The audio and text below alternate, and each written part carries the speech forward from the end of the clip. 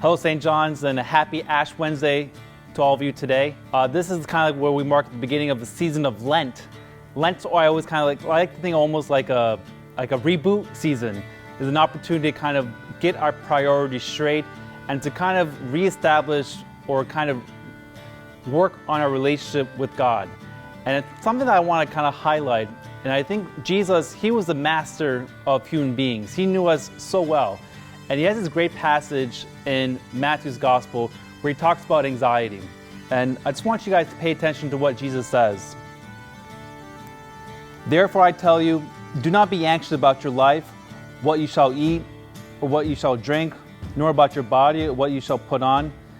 Is not life more than food, and the body more than clothing? Look at the birds of the air.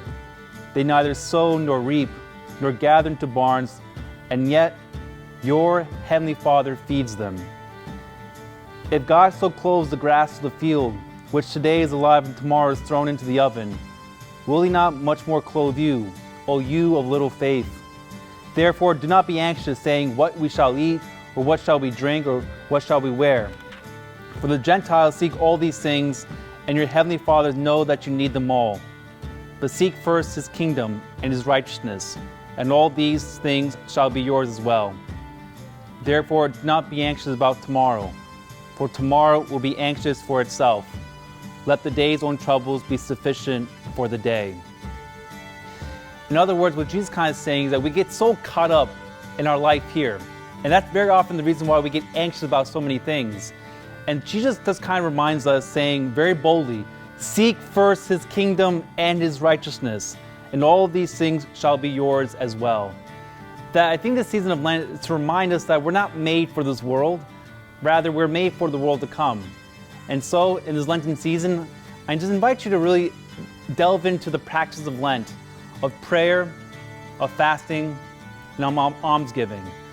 This idea that we have to learn to pray and to speak to God on a daily basis, to kind of remove those things, or maybe in some ways an obstacle in our relationship with God, that we need to fast from them, whether it's food, maybe it's technology, you name it, you know what it is. And also, more importantly, is to give alms, to see how can we be a gift to other people in our life. And the more that we seek the kingdom first, we can then learn to kind of remedy the anxiety that exists within our own hearts. Because ultimately, that when we learn to have that relationship with Jesus, he does not give us fear, but rather peace.